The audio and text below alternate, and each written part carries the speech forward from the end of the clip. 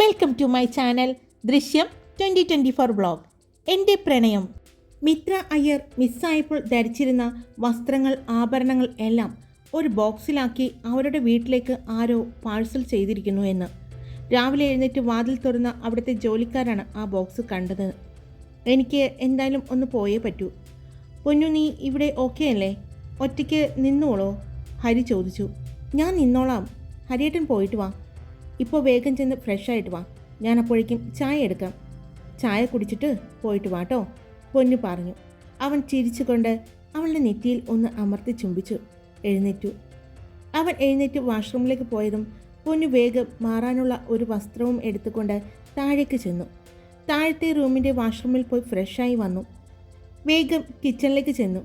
ഹരിക്ക് കുടിക്കാനുള്ള കോഫി ഉണ്ടാക്കി അവൾ ആ കോഫിയുമായി പുറത്തേക്ക് വന്നപ്പോൾ ഹരി താഴേക്ക് ഇറങ്ങി വന്നിരുന്നു. പടികൾ ഇറങ്ങി വരുന്ന ഹരിയെ അവൾ നോക്കി. മെറൂൺ ഷർട്ടും ബ്ലാക്ക് സ്ലിം ഫിറ്റ് പാൻറ്റുമാണ് അവൻ്റെ വേഷം. കയ്യിൽ വാച്ച് കെട്ടിക്കൊണ്ടാണ് ഇറങ്ങി വരുന്നത്. രാവിലെ കഴിക്കാനുള്ളത് വേണമെങ്കിൽ ഞാൻ കൃഷ്ണേട്ടനോട് പറയാം കൊണ്ടുവരാൻ, ഹരി പറഞ്ഞു.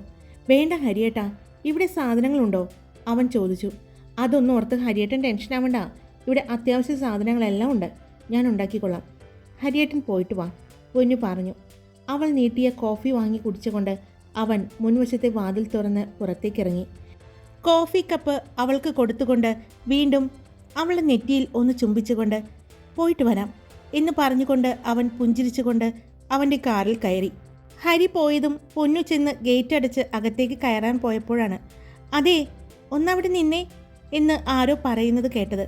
പൊന്നു തിരിഞ്ഞു നോക്കിയപ്പോൾ അവരുടെ വില്ലയുടെ നേരെ ഓപ്പോസിറ്റുള്ള വില്ലയുടെ ഗേറ്റ് തുറന്ന് ഒരു പെൺകുട്ടി പുറത്തേക്ക് വരുന്നു. ആ കുട്ടിയെ കണ്ടതും പൊന്നു അവിടെ നിന്നു. ഇവിടെ പുതിയ ആൾക്കാരാണല്ലേ? ആ കുട്ടി പൊന്നുവിൻ്റെ വീടിൻ്റെ ഗേറ്റിന് മുന്നിൽ വന്ന് നിന്നുകൊണ്ട് ചോദിച്ചു. പൊന്നു ഒന്ന് ചിരിച്ചുകൊണ്ട് ഇറങ്ങിച്ചെന്നു. എൻ്റെ വില്ലയാ അത് എന്ന് പറഞ്ഞ് ആ വില്ല ആ പെൺകുട്ടി കാണിച്ചു കൊടുത്തു. ഇവിടെ കണ്ടിട്ടില്ല, ആദ്യമായിട്ട് കാണുന്നത് കൊണ്ട് ചോദിച്ചതാണ്. ആ പെൺകുട്ടി പറഞ്ഞതും പൊന്നു ഒന്ന് ചിരിച്ച് ഗേറ്റ് തുറന്നു. ഇവിടെ താമസിക്കുന്ന ആരെയും കണ്ടിട്ടില്ല. കൃഷ്ണൻ ചേട്ടൻ പറഞ്ഞു നമ്മുടെ സിറ്റിയിലെ ഒരു ജ്വല്ലറിയിലെ ഓണറാണ് വാങ്ങിയിരിക്കുന്നത് എന്ന് പറഞ്ഞിരുന്നു. ആ സാറാണോ ഇപ്പോൾ പോയത്? ആ പെൺകുട്ടി റോഡിലേക്ക് നോക്കിക്കൊണ്ട് ചോദിച്ചു. പൊന്നു ചിരിച്ചുകൊണ്ട് അതേ എന്ന് പറഞ്ഞു. എന്താ പേര്? ആ പെൺകുട്ടി ചോദിച്ചു. പൊന്നു പുഞ്ചിരിച്ചുകൊണ്ട് ഇതൾ എന്ന് പറഞ്ഞു. എന്താ കുട്ടിയുടെ പേര്? ഞാൻ കുട്ടിയൊന്നുമല്ല കേട്ടോ, എൻ്റെ പേര് ശാലിനി. ഞാനിവിടെ ഒരു ഡ്രൈവിംഗ് സ്കൂളിൽ പഠിപ്പിക്കുകയാണ്. അതെയോ? കണ്ടാ പറയില്ല, ഞാൻ കോളേജിലെങ്ങാനും പഠിക്കുന്ന കുട്ടിയാണെന്ന് വിചാരിച്ചത്. ഇല്ല, ഞങ്ങളുടെ സ്വന്തം സ്ഥാപനമാണ്. ഡ്രൈവിംഗ് സ്കൂൾ ഹസ്ബൻഡ് നോക്കി നടത്തുന്നത്. പക്ഷേ ഞാൻ ക്ലാസ് എടുക്കുന്നുണ്ട്, രാവിലെയും വൈകിട്ടും. ഹസ്ബൻഡ് രാവിലെ പോകും. 2-3 ഡ്രൈവിംഗ് സ്കൂളുണ്ടേ. എല്ലാ കാര്യങ്ങളും ചേട്ടൻ തന്നെയാണ് നോക്കി നടത്തുന്നത്. വരൂ, നമുക്ക് അകത്തേക്കിരിക്കാം. പൊന്നു അവരെ അകത്തേക്ക് വിളിച്ചു. ജോലിയെല്ലാം കഴിഞ്ഞോ? ശാലിനി ചോദിച്ചു. ഇല്ല, ഞങ്ങൾ ഇന്ന് തന്നെ തിരിച്ച് വീട്ടിലേക്ക് പോകും. വീട്ടിലേക്ക് പോകുമെന്ന് പറഞ്ഞാൽ അപ്പോൾ ഇവിടെ? ഇത് അദ്ദേഹം വാങ്ങിയതാണ്, പക്ഷേ വീട് ഇവിടെ അടുത്ത് തന്നെയാണ്. ഞങ്ങൾ അവിടെ അദ്ദേഹത്തിൻ്റെ അമ്മയും അച്ഛനും മുത്തച്ഛനും മുത്തശ്ശിയെല്ലാം ഉണ്ട്. ഞങ്ങൾ ഇന്നലെ ജസ്റ്റ് ഒന്ന് ഇങ്ങോട്ട് വന്നതാണ്. എന്നെ ഇതൊന്ന് കാണിച്ചു തരാൻ വേണ്ടി കൊണ്ടുവന്നതാണ്, പൊന്നു പറഞ്ഞു. ഇരിക്ക്. പൊന്നു പറഞ്ഞതും അവർ ഇരുന്നു. പൊന്നു അവരുടെ അടുത്ത് തന്നെ ഇരുന്നു. അവർ അവിടെ ഇരുന്ന് ആ വില്ല ചുറ്റും നോക്കി. കൊള്ളാലോ, നന്നായിട്ടുണ്ടല്ലോ. ഞാൻ ഇതുപോലെ ഇത്രയും ഭംഗിയായിട്ട് കണ്ടിരിക്കുന്നത് നമ്മുടെ അടുത്ത വില്ലയിലെ അവിടെയാണ്. അവിടുത്തെ മയൂരിയുമായിട്ട് ഞാൻ നല്ല കൂട്ടാണ്. അവരും ഇടയ്ക്കിടെ ഇങ്ങനെ വരും.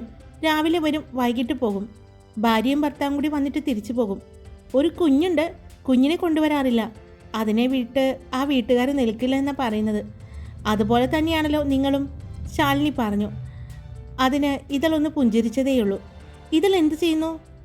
ഞാൻ കോളേജിൽ ടീച്ചറാണ്. അതെയോ? ഇതളിനെ കണ്ടാലും പറയില്ല കേട്ടോ. അപ്പോൾ ഇന്ന് കോളേജിൽ പോകണ്ടേ? ഞാൻ 2 ദിവസം ലീവാണ്. അതെന്ത് പറ്റി? അത് ഞങ്ങളെ വിവാഹം കഴിഞ്ഞിട്ട് അധികം ദിവസമായിട്ടില്ല. അതുകൊണ്ട് വിവാഹത്തിന് വേണ്ടി ലീവ് എടുത്തതാണ്. ഇനിയിപ്പോൾ ന്യൂ ഇയർ കഴിഞ്ഞിട്ട് ഞാൻ ജോയിൻ ചെയ്യൂ. അപ്പോൾ ഹണിമൂൺ ആണല്ലേ? വെറുതെ അല്ല. അല്ല, എന്നിട്ട് എന്താ ഭർത്താവ് പോയത്? അദ്ദേഹത്തിന് ഒരു അത്യാവശ്യം ഉണ്ടെന്ന് പറഞ്ഞു. ഒരു ഫ്രണ്ടിനെ കാണാൻ വേണ്ടി പോയതാണ്, പൊന്നു പറഞ്ഞു. ഞാൻ ചായ എടുക്കാം, ഇരിക്കട്ടോ, പൊന്നു പറഞ്ഞുകൊണ്ട് എഴുന്നേൽക്കാൻ പോയതും വേണ്ട, ഞാൻ കുടിച്ചിട്ടാണ് വന്നത്.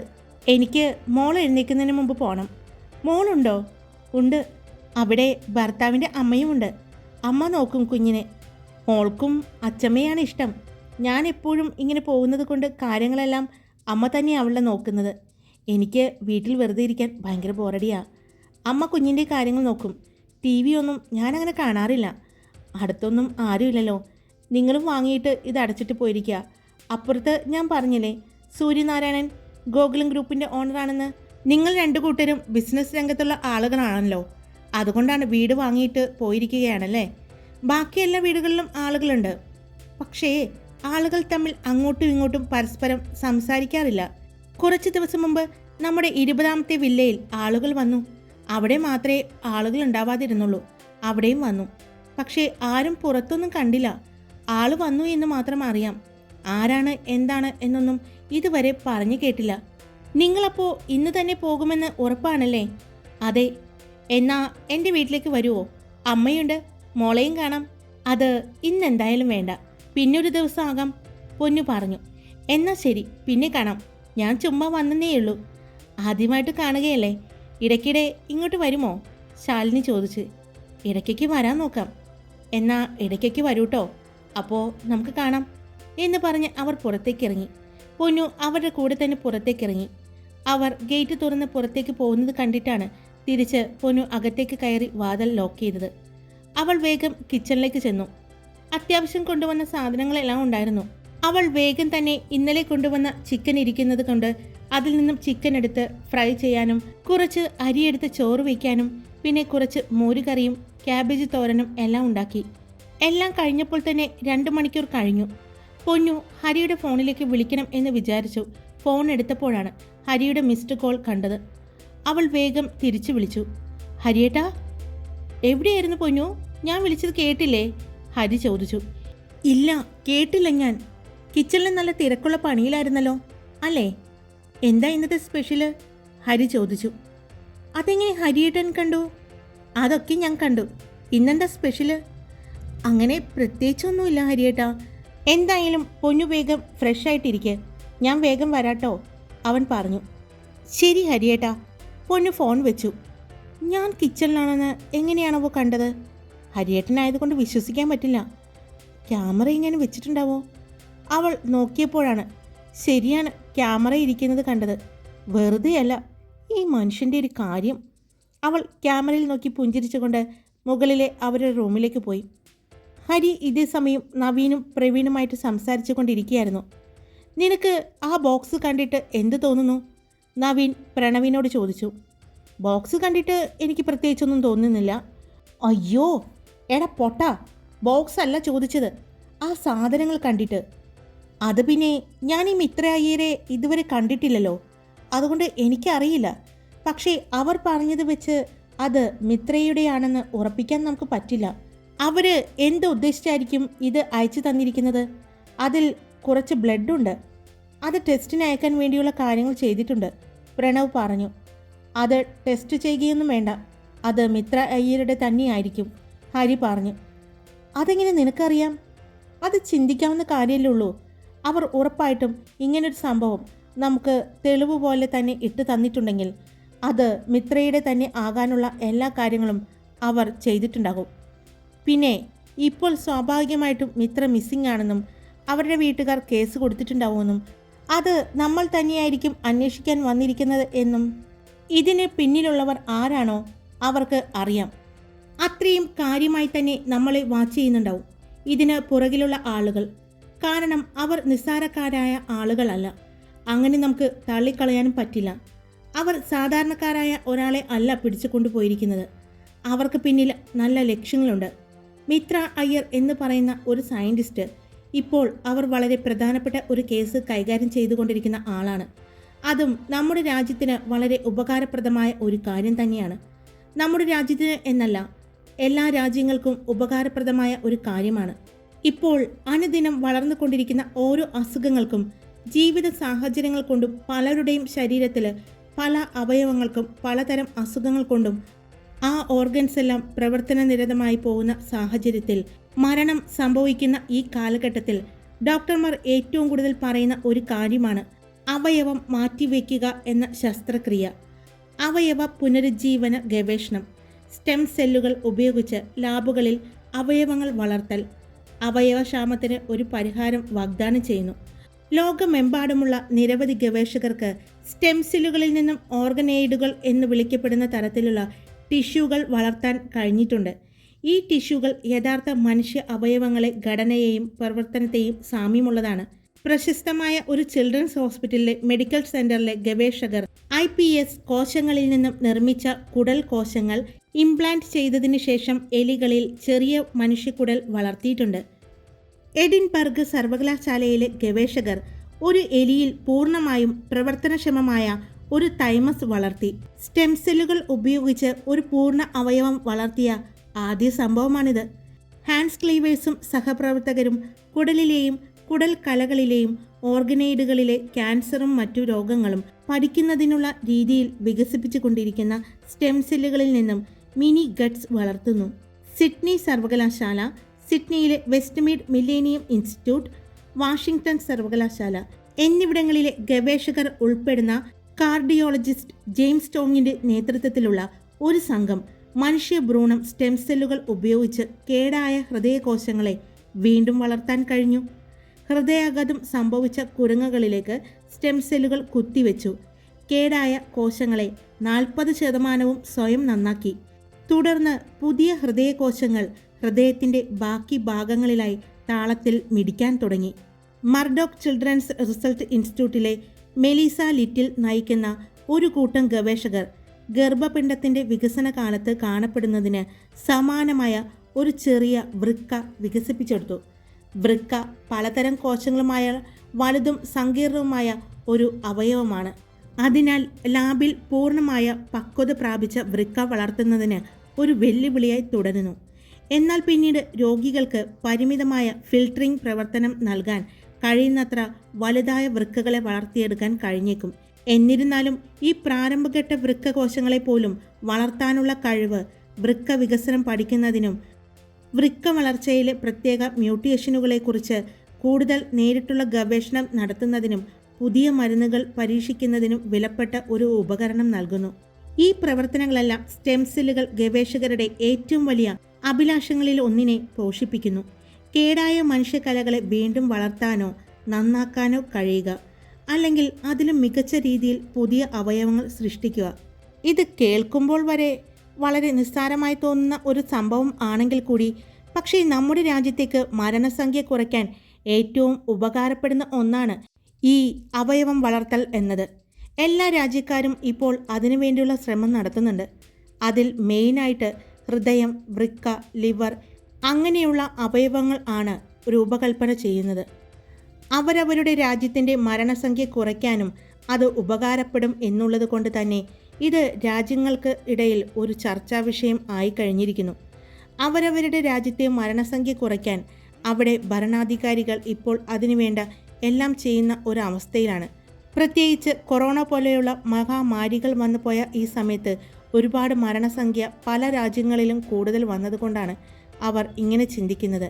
പക്ഷേ അവരവരുടെ രാജ്യത്ത് അതിനുവേണ്ടിയുള്ള കാര്യങ്ങൾ ചെയ്യുന്നുണ്ടെങ്കിൽ കൂടി മിത്ര അയ്യർ എന്ന് പറയുന്ന ഇവർ സ്പെഷ്യലൈസ്ഡ് ചെയ്തിരിക്കുന്ന ഹൃദയം, വൃക്ക അങ്ങനെയുള്ള അവയവങ്ങളുടെ രൂപകൽപ്പനയ്ക്കാണ്. അതുകൊണ്ട് തന്നെ ഇത് പിന്നീട് ഭാവിയിൽ ചിലപ്പോൾ ഒരു കച്ചവടമായി മാറാനുള്ള സാധ്യത കൂടിയുണ്ട്. അതുകൊണ്ടാണ് മറ്റു രാജ്യങ്ങൾ ഇതിന് വളരെ ഇമ്പോർട്ടൻസ് കൊടുക്കുന്നത്. പ്രത്യേകിച്ച് ചൈന, ജപ്പാൻ പോലുള്ള രാജ്യങ്ങൾ. വളരെ സീക്രട്ടായിട്ട് മാത്രം നടന്ന ഈ മിഷനായിരുന്നു മിത്ര അയ്യർ രൂപകൽപ്പന ചെയ്തത്. തുടിക്കുന്ന മനുഷ്യഹൃദയം. വൃക്ക ചെറുത് രൂപകൽപ്പന ചെയ്തുവെങ്കിലും പ്രവർത്തനക്ഷമത ഉള്ള ഒരു വൃക്ക ഇതുവരെ രൂപകൽപ്പന ചെയ്യാൻ ഇതുവരെ സാധിച്ചിട്ടില്ല. അതിനിടയിലാണ് മിത്രയുടെ ഈ പരീക്ഷണം നടന്നുകൊണ്ടിരിക്കുന്നത്. മിത്ര അയ്യരുടെ കഴിവ് അറിയാവുന്ന പ്രൊഫസർമാർ, സഹപ്രവർത്തകർ എല്ലാവർക്കും അറിയാം ഈ ചെറിയ വൃക്ക വികസിപ്പിച്ചെടുത്ത മിത്ര അയ്യരെ പോലെയുള്ള ആളുകളെ നോട്ടമിടുന്ന പല രാജ്യങ്ങളും ഉണ്ടെന്ന്.